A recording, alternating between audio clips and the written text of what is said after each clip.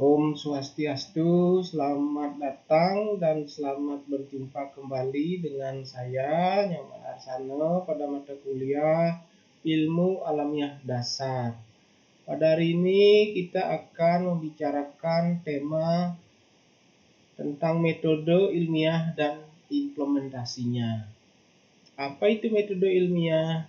Metode ilmiah pada hakikatnya adalah satu cara yang sistematis yang digunakan dalam memecahkan atau mencari jawaban atas permasalahan yang dihadapi dalam satu penelitian.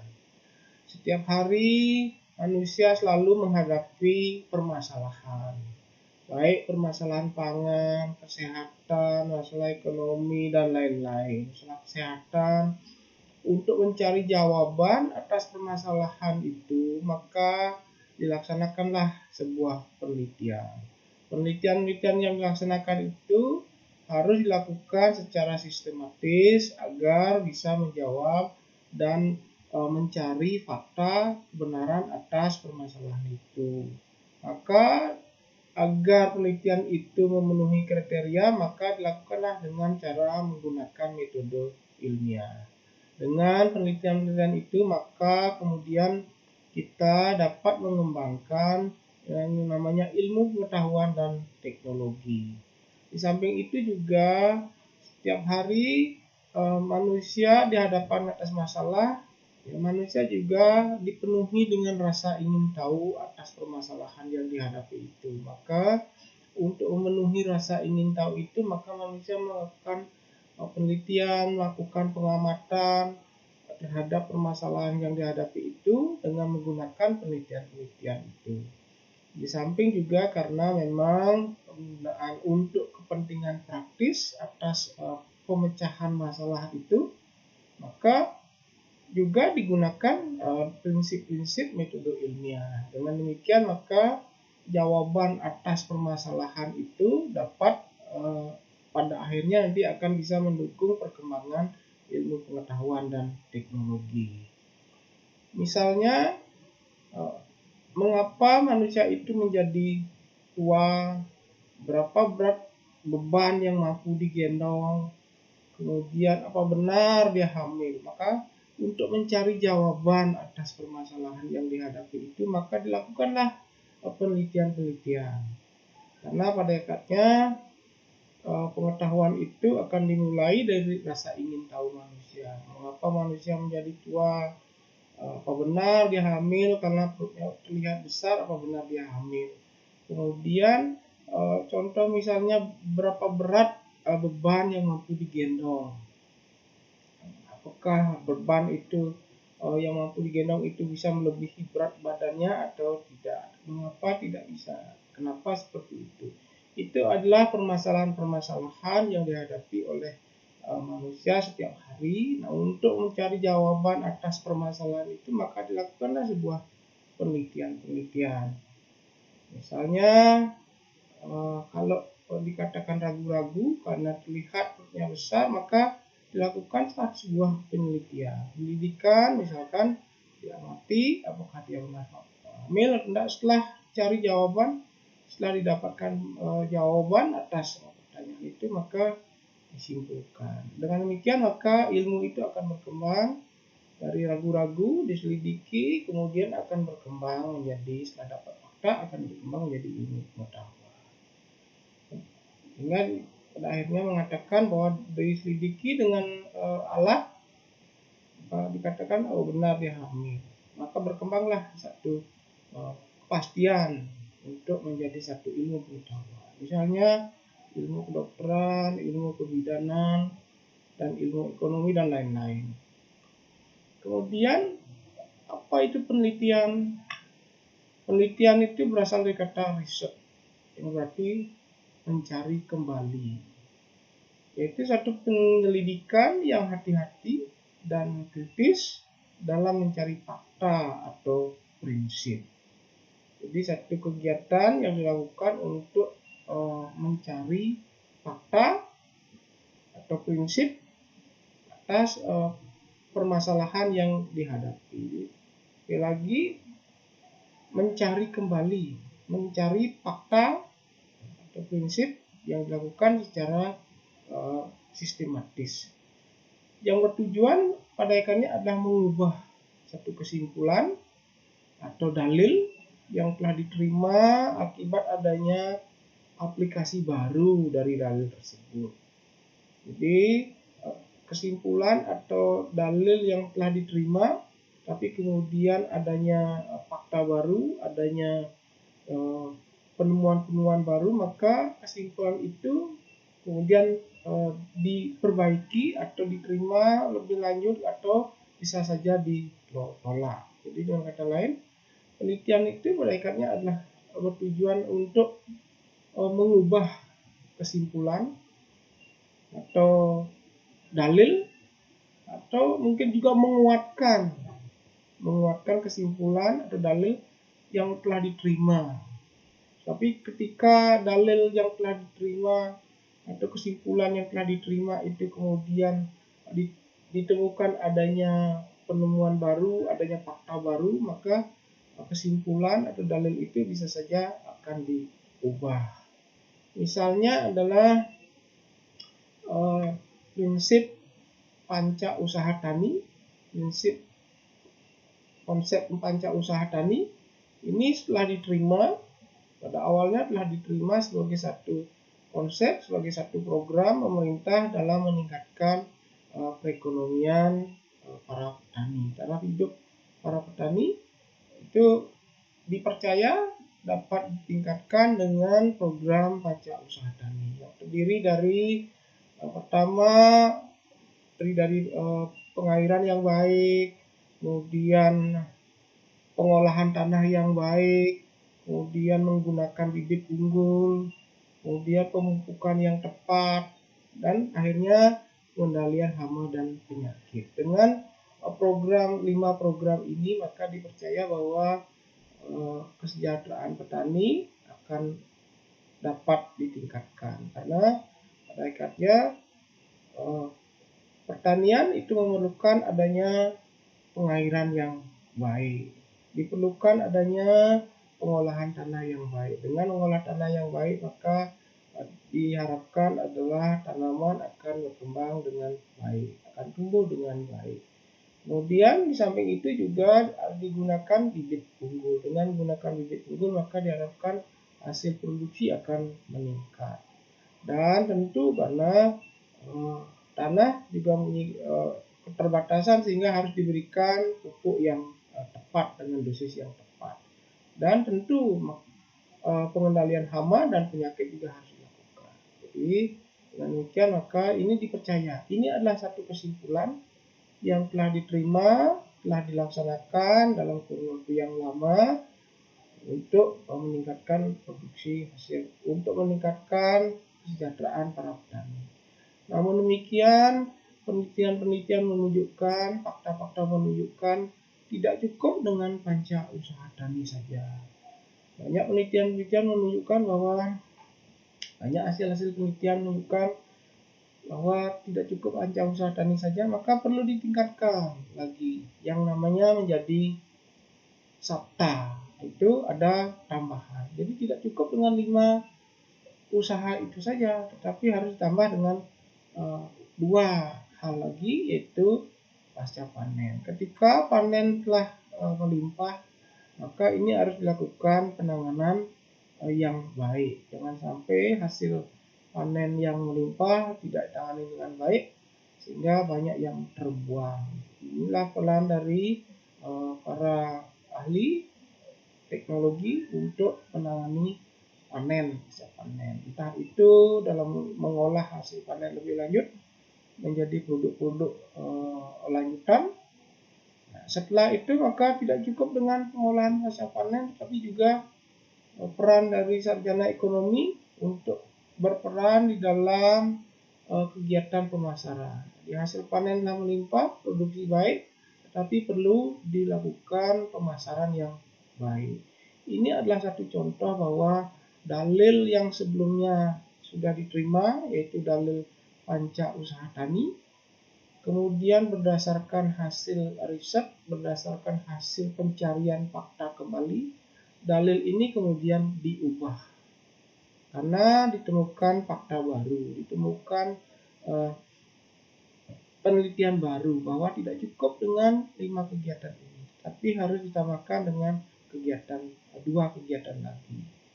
Jadi sekali lagi yang namanya penelitian adalah bahwa bertujuan mengubah. Jadi kesimpulan yang telah diterima yaitu panca usaha tani yang sebelumnya telah diterima, tapi kemudian akibat adanya fakta baru, akibat adanya aplikasi baru, maka dalil tersebut diubah dari panca menjadi sakta usaha tani. Demikian ya, sekali lagi penelitian itu adalah mencari kembali, menyelidiki secara hati-hati dan kritis dalam mencari fakta dan prinsip yang baru. Itu adalah sebuah penelitian. Jadi untuk bisa melaksanakan penelitian itu maka digunakan metode ilmiah.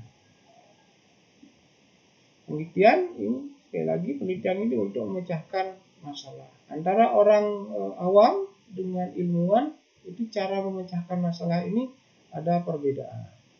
Seorang ilmuwan dalam memecahkan permasalahan itu adalah harus berdasarkan pada logika dan bersifat objektif.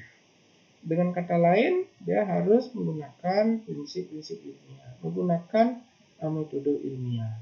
Demikian pada orang awam memecahkan permasalahan itu tidak berdasarkan pada prinsip-prinsip ilmiah, prinsip-prinsip metode ilmiah, tetapi lebih banyak kepada opini atau pandangan orang banyak. Kemudian, apa itu metode ilmiah? Agar satu penelitian itu memenuhi prinsip metode ilmiah, maka harus berdasarkan pada kriteria. Di antaranya adalah berdasarkan fakta, bebas dari prasangka. Apa itu berdasarkan fakta? Berdasarkan fakta itu artinya adalah keterangan yang dikumpulkan itu harus berdasarkan fakta yang nyata, bersifat empiris, ada bukti. Karena pada hakikatnya manusia adalah menganut paham positivisme, ya maka semuanya harus bisa dibuktikan dengan fakta yang ada. Kemudian bukan berdasarkan atas dasar daya hayal, kira-kira, legenda, mitos, dan lain-lain. Tapi harus ada bukti nyata, ada fakta yang nyata. Kemudian penelitian itu juga harus memenuhi kriteria bebas dari prasangka, yaitu tidak bersifat subjektif, tetapi pembuktian harus dilakukan secara objektif. Ini tidak subjektif, artinya tidak dalam satu kasus tidak memihak pada salah satu pihak itu misalnya, tapi harus bersifat objektif. Kalau dia benar dikatakan benar, kalau salah dikatakan salah. Itu. Kemudian yang ketiga harus berdasarkan pada prinsip analisis. Jadi semua permasalahan itu harus dicari hubungan sebab akibatnya. Bagaimana hubungan sebab akibat dari satu permasalahan itu. Dan ketika itu maka dilakukanlah pemecahan dengan menggunakan analisis yang logis. Bisa melalui pendekatan deduktif, pendekatan induktif, sehingga akan ditarik suatu kesimpulan. Kemudian satu penelitian itu juga harus berdasarkan sebuah hipotesa. Hipotesa itu adalah sebuah dugaan yang lemah. Karena merupakan dugaan, maka ini harus dibuktikan lebih lanjut. Jadi hipotesa itu suatu dugaan atau di dalam satu kejadian itu belum pasti, tetapi ini diduga, dugaan. Itu merupakan satu pegangan yang khas yang akan menuntun jalan pikiran seorang peneliti. Dan kelima, satu penelitian itu harus memenuhi kriteria, memenuhi ukuran objektif. Jadi penelitian dan analisis dinyatakan secara objektif. Tidak boleh dengan merasa-rasa atau menuruti hati nurani. Jadi semuanya harus didasarkan atas objektivitas, tidak menurut rasa atau menurut hati nurani. Dan yang keenam adalah harus memenuhi teknik kuantifikasi, yaitu data yang dikemukakan itu harus digunakan ukuran yang baku, ukuran internasional yang baku. Misalnya adalah ukuran berat, itu bisa ukuran ton, kilogram. Kemudian ukuran kecepatan itu akan cm per detik atau meter per kilometer per jam dan lain-lain. Misalkan ukuran kubik, milimeter kubik atau liter itu adalah ukuran-ukuran yang diakui secara internasional. Tapi bukan ukuran yang bersifat subjektif, misalkan segenggam, sejengkal, dan lain-lain. Tapi harus menggunakan ukuran internasional. Itu adalah satu kriteria agar satu penelitian itu memenuhi unsur-unsur ilmiah. Di samping itu, maka satu penelitian juga harus mengikuti langkah-langkah. Ada beberapa langkah, ada 8 langkah. Itu pertama, memilih dan mendefinisikan masalah. Kemudian survei terhadap data yang tersedia. Sampai akhirnya harus dibuat dalam bentuk laporan. Misalnya satu penelitian, apakah LPD itu berperan dalam menunjang perekonomian? Ini adalah satu permasalahan yang dipilih dan didefinisikan dari hasil pengamatan, dari hasil pengalaman terhadap permasalahan-permasalahan yang ada di sekitar kita. Misalkan Anda adalah seorang sarjana ekonomi, maka permasalahan yang bisa Anda angkat misalnya adalah tentang lembaga pendidikan desa. Apakah benar LPD itu menjadi salah satu lembaga yang mampu menunjang perekonomian, khususnya perekonomian masyarakat Bali? Itu adalah langkah yang pertama. Setelah Anda mendefinisikan masalah, maka langkah kedua adalah survei terhadap data yang tersedia. Maka Anda melakukan pengamatan awal. Beberapa penelitian menunjukkan bahwa LPD itu mempunyai peran besar dalam perekonomian di Bali. Beberapa penelitian menunjukkan seperti itu, tetapi ada juga penelitian yang menyebut bahwa LPD itu banyak masalah. Itu adalah survei-survei yang bisa dilakukan dari hasil-hasil penelitian yang sudah ada, dari fakta-fakta yang ada di lapangan juga dikumpulkan. Setelah dikumpulkan, maka dibuatlah hipotesis.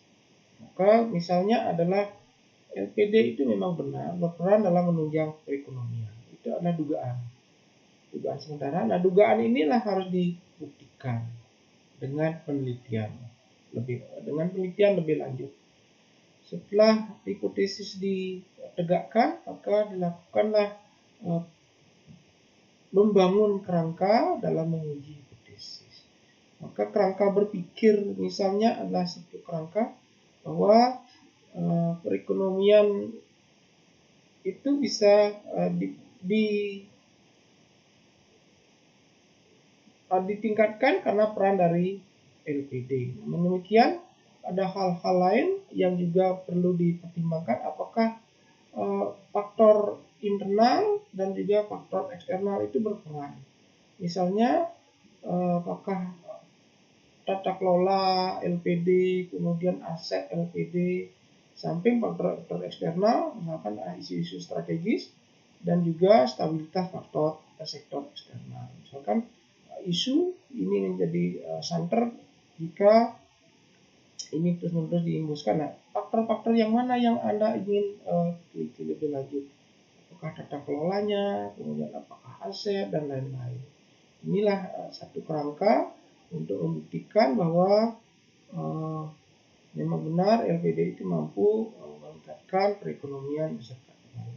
Setelah Anda bangun kerangka hipotesisnya, maka dilakukanlah pengumpulan data primer. Bisa dilakukan dengan penelitian lapangan, mengunjungi LPD, melakukan wawancara, melakukan studi-studi perpustakaan, dan juga kegiatan-kegiatan lain yang bisa mendapatkan data primer dari beberapa lembaga-lembaga keuangan masyarakat adat di Bali, yaitu LPD. Kemudian setelah Anda dapatkan data, maka langkah berikutnya adalah mengolah dan membuat interpretasi. Misalkan dari data-data yang Anda dapatkan, maka Anda susun data-data itu dalam bentuk tabel-tabel seperti itu, kemudian diolah lebih lanjut untuk melihat bagaimana aset, bagaimana tata kelola dari satu LPD. Kemudian setelah Anda olah dan buat interpretasi, maka Anda harus buat suatu kesimpulan. Dari satu kesimpulan itu, maka misalnya adalah memang benar bahwa LPD itu berperan dalam meningkatkan perekonomian Bali. Namun demikian, untuk bisa meningkatkan perekonomian itu, maka salah satu hal yang perlu diperhatikan adalah penyaluran kredit. Ini harus memenuhi prinsip 5C, yaitu harus memenuhi karakter, bagaimana karakter dari misalnya kreditur juga harus diperhatikan, kemudian kemampuan, kemampuan dari kreditur, kemudian kemampuan dari peminjam, gitu maksudnya peminjam, kemudian modal yang seberapa besar modal yang dimiliki, dan juga jaminan. Ini juga harus diperhatikan karena beberapa kasus menunjukkan bahwa seringkali LPD itu tidak memenuhi prinsip-prinsip ini dalam penyaluran kredit, sehingga kadang-kadang LPD menjadi bermasalah karena meminjam tanpa jaminan, kemudian kemampuan dalam mengembalikan kredit itu tidak diperhitungkan, kemudian memang karakter daripada peminjam itu memang perlu juga untuk diantisipasi, jangan sampai ini menimbulkan masalah. Ini misalnya adalah satu contoh dari cara melakukan satu penelitian, dari mengikuti beberapa langkah-langkah yang harus dilaksanakan secara bertahap. Setelah dibuat satu kesimpulan, maka dibuatlah satu laporan. Misalnya laporan ini bisa dalam bentuk laporan yang dipublikasi. Dipublikasi bisa melalui majalah-majalah ilmiah seperti majalah Widya Akuntansi dan Keuangan, kemudian majalah-majalah yang lain, sehingga bisa dikenal oleh masyarakat. Dan contoh laporan itu bisa dalam bentuk skripsi dan lain-lain. Yang terakhir saya kira itu adalah metode-metode ilmiah. Jadi implementasi dari metode ilmiah, sebuah penelitian itu harus memenuhi prinsip ilmiah jika memenuhi kriteria dan mengikuti langkah-langkah penelitian ilmiah, sehingga bisa memecahkan masalah untuk mengembangkan ilmu pengetahuan dan teknologi. Saya kira itu yang bisa saya sampaikan. Terima kasih, dan saya akhiri dengan para Santi. Om Santi, Santi, Om.